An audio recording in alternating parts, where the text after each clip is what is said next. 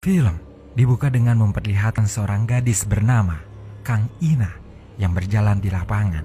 Keadaan tampak kacau saat itu. Beberapa kursi dan meja yang berada di sana terbakar. Dari kejauhan, Ina bisa melihat seorang perempuan duduk di sebuah kursi.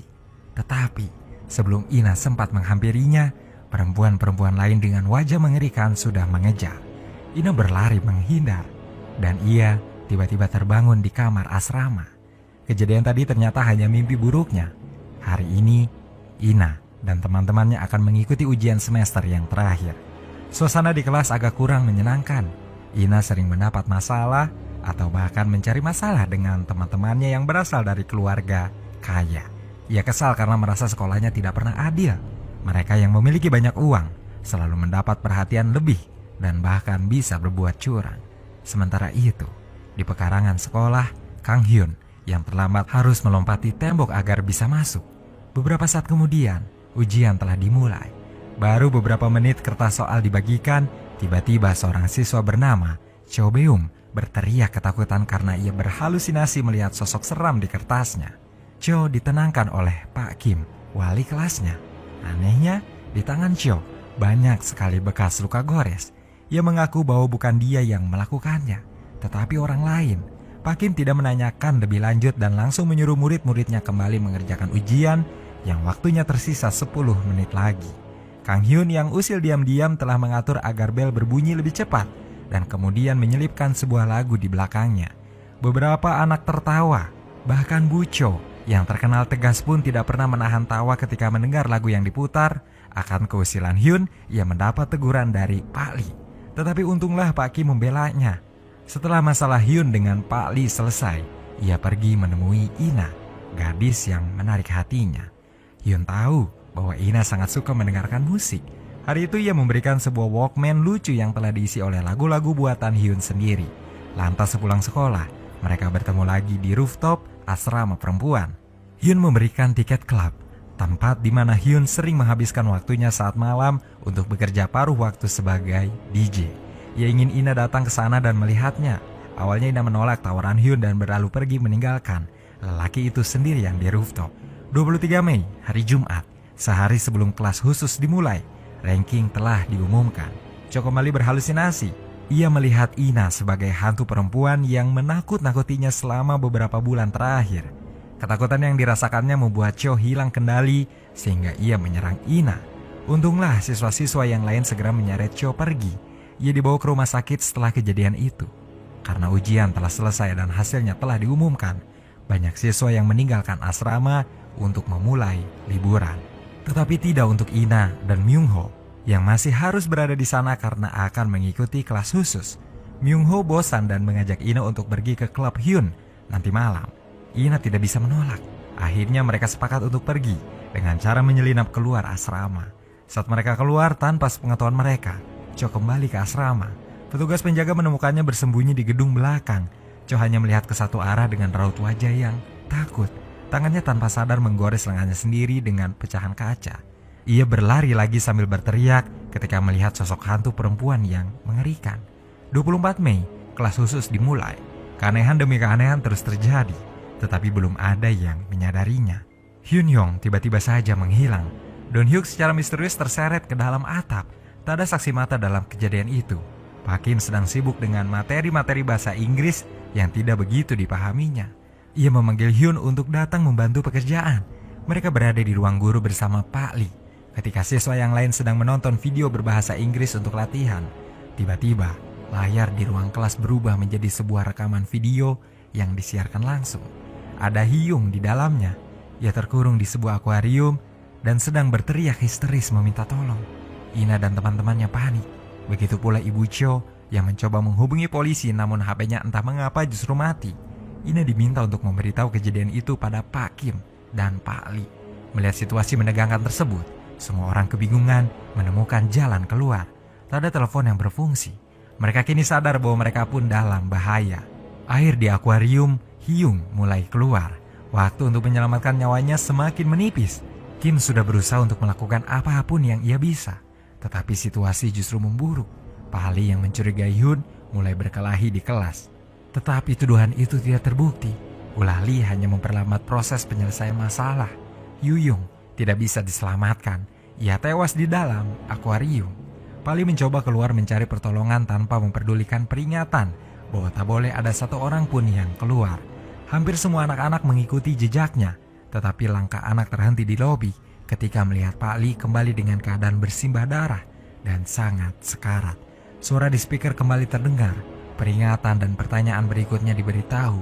Mereka harus memecahkan teka-teki kata yang cukup sulit. Sayangnya, saat berhasil menjawab, waktu mereka sudah lebih dulu habis, sehingga hanya mayat Dong Hyuk dengan banyak bekas luka yang dikembalikan. Jeritan histeris para perempuan terdengar. Belum selesai rasa takut dan kaget mereka, Jae-wook sudah dikabarkan menghilang. Ina merasa tidak bisa tinggal diam. Ia pergi meninggalkan aula sendirian dan kemudian Hyun menyusulnya.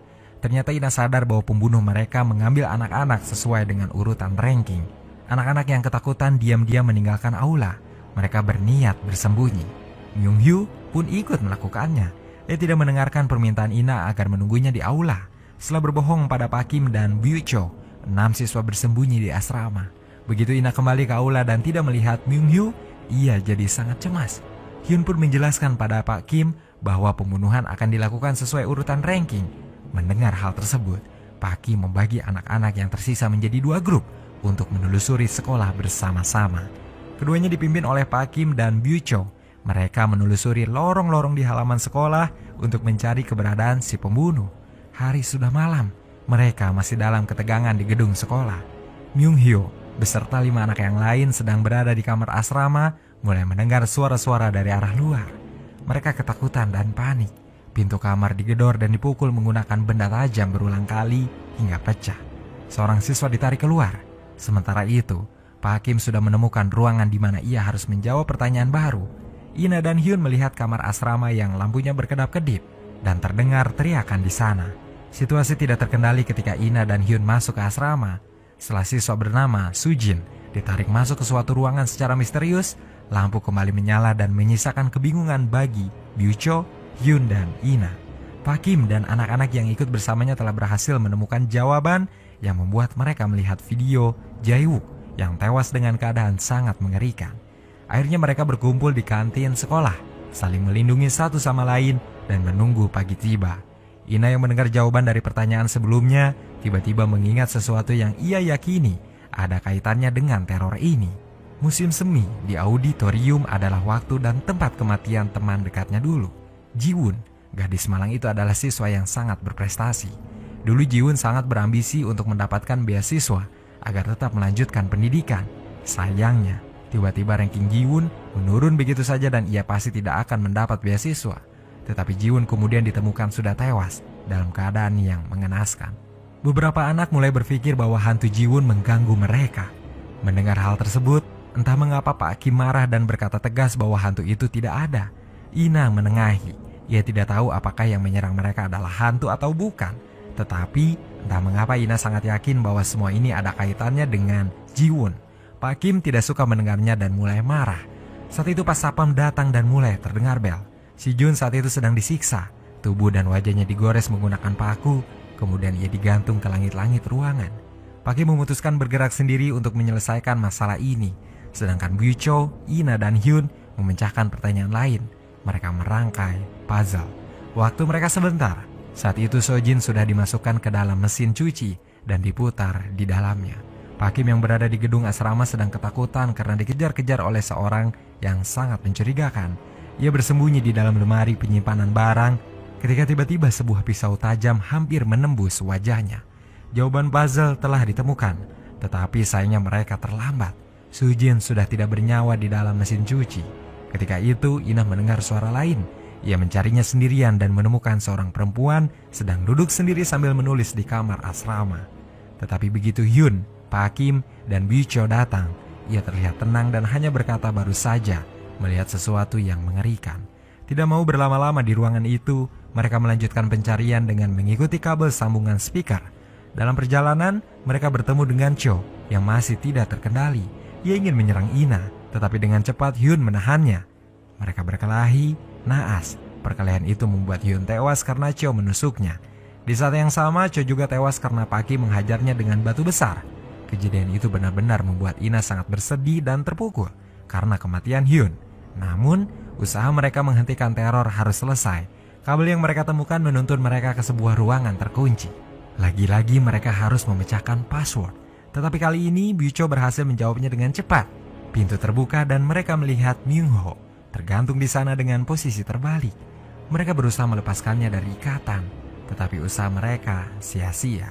Myung-ho ditarik ke atas, jauh lebih tinggi dan kemudian dilepas. Myung-ho tewas kehabisan darah di tempat itu.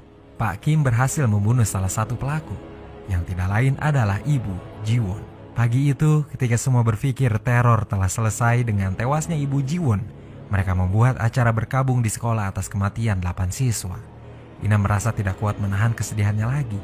Ia meninggalkan aula dan pergi ke rooftop. Di sana ia menemukan sebuah brosur dan buku yang di dalamnya terdapat foto Ji-won bersama kedua orang tuanya. Ina baru sadar, sapam yang bekerja di sekolah mereka adalah ayah Ji-won. Tiba-tiba dari arah belakang, mulutnya dibekap dan seseorang menyeretnya. Speaker di aula mati. Terdengar suara orang lain yang berbicara. Itu adalah ayah Ji-won. Ia menjelaskan tujuan sesungguhnya. Selain ingin membalas dendam, ayah Ji-won juga ingin pelaku pembunuhan mengakui dosanya. Di aula terputar sebuah video pembunuhan Ji-won oleh seseorang yang memiliki rantai kunci berbentuk beruang. Tak ada yang mengetahui siapa pelakunya kecuali si pelaku itu sendiri. Muncul kilas balik ketika Ji-won mengetahui kecurangan yang dilakukan para orang tua dengan menyogok Pak Kim. Ji-won ingin melaporkannya. Itu sebabnya Pak Kim membunuh Ji-won. Satu-satunya saksi mata kejadian itu adalah Beom. Tetapi ia tidak berani menolong atau mengatakannya pada siapapun. Di aula, Pak Kim mengamuk. Ia mengerahkan kampak kepada siapa saja yang mendekatinya. Ketika Pak Kim lengah, ayah Ji-won yang datang membawa pisau langsung menikamnya begitu saja. Semua orang pergi meninggalkan ruangan itu. Ina diselamatkan oleh Ibu Cho, sementara Pak Kim tewas setelah terkena ayunan kampak beberapa kali. Ayah Ji-won telah merencanakan semuanya semenjak kematian Ji-won. Ia ingin menuntut balas. Di akhir film, Ina sedang berjalan menyusuri lorong sekolah dan namanya menjadi ranking 1 dalam ujian akhir. Saat itu ia menoleh ke belakang dan wajahnya berganti-ganti menjadi wajah Ji-won dan wajahnya. Di kredit film menampilkan ayah dan ibu Ji-won yang sedang memakan mie instan dan kimchi dalam ruangan tempat tewasnya Hyung. Mereka membicarakan rencana selanjutnya dengan dilatari oleh tubuh Hyung yang mengapung dalam akuarium. Lalu, film pun selesai.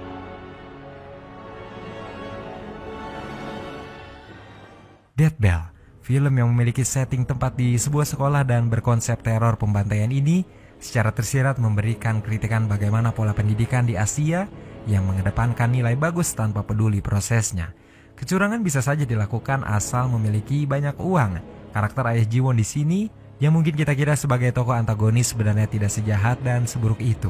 Yang diinginkan hanya keadilan bagi putrinya. Bahkan Pak Kim yang awalnya digambarkan sebagai sosok yang baik ternyata memang tidak sebaik itu. Cerita ini benar-benar membuat para karakter-karakter pentingnya berkembang dan menciptakan perbandingan. Saya pikir bahwa Death Bell bisa dengan sukses memainkan emosi dan psikologi penontonnya karena jalan cerita yang mengesankan. Sebagai film horor, Death Bell sudah berhasil menciptakan atmosfer menegangkan dari serentetan pembunuhan yang cukup sadis. Bayangkan, disayat-sayat dan ditetesi oleh lilin atau dimasukkan ke dalam mesin cuci yang menyala hingga mati. Itu terlalu mengerikan. Segitu saja teman-teman pembahasan film kita kali ini. Terima kasih untuk kalian yang menonton konten ini sampai akhir dan juga saya ucapkan terima kasih untuk kalian yang selalu menunggu konten dari Kamar